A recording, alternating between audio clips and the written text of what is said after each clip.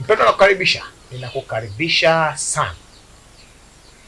Nataka tufahamu jambo hili ya kwamba moja ya uwezo wa Mungu, nataka tufahamu ya kwamba moja ya jambo ambalo Mungu ana uwezo wa kulifanya kwa wepesi na kwa muda mfupi sana ni kuumba upya kitu ambacho alikiumba ni kuumba upya maisha ambayo mwanzoni aliyaumba vizuri na ukayaharibu au kaharibiwa na mtu fulani. Kwa hiyo ujumbe wangu kwako leo, sitaki ugombane na mtu, sitaki utafute mchawi, nataka umtafute Mungu muumbaji na muumbaji tena. God creator and a recreator God. Ana uwezo wa kuumba upya tena kila kilichokufa katika maisha yako.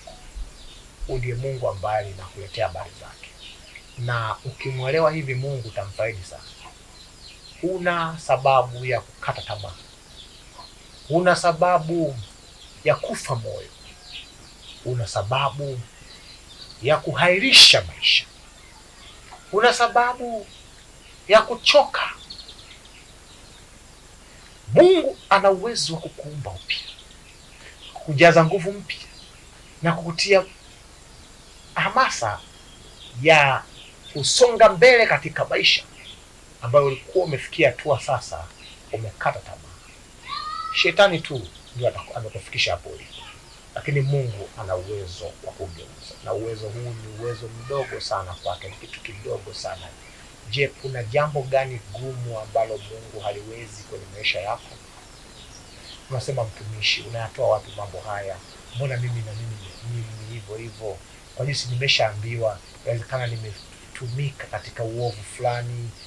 Unasema nimetumika katika uovu fulani, nikiangalia mwili wangu umeshaharibika vibaya sana, akili yangu ishaharibiwa na madawa kulevya na bange na kila uchafu wa kila namna, uso wangu umepoteza matumaini. Hivi Mungu anaweza tena? Nataka nikutie moyo mpendwa, Mungu anaweza.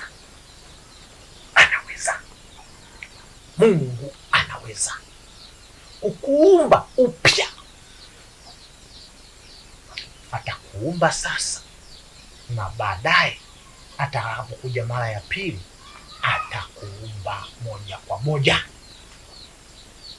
Fungua kitabu cha Ufunuo 21 mstari wa 5.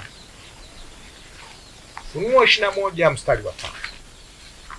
Nataka niseme na wewe kupitia kitabu cha Ufunuo 21 mstari wa 5. Anasema hivi: na yeye aketie juu ya kile kiti cha enzi akasema, tazama nayafanya yote kuwa mapya. Kaniambia, andika ya kwamba neno hayo ni amini na kweli. Yeye aketie katika kiti cha enzi akasema, tazama nayafanya yote kuwa mapya. Ninapoongea saa hii, yeye aketie katika kiti cha enzi ameketi katika kiti cha enzi. Ukiamini, hata wewe saa hii unapoisikia sauti hii, yeye aketie katika kiti cha enzi anasema, tazama na kufanya kuwa mpya. Anasema, nafanya ndoa yako kuwa mpya. Yeye aketie juu ya kiti cha enzi anasema, nafanya uchumi wako kuwa mpya. Yeye aketie juu ya kiti cha enzi anasema, hali yako ya kiroho iliyokufa naifanya kuwa mpya. Magonjwa ulioambiwa yanaenda kukuua, yeye aketie juu ya kiti cha enzi anasema, atafanya afya yako kuwa mpya tena. Amini, amini, amini, na itakuwa kwa jina la Yesu.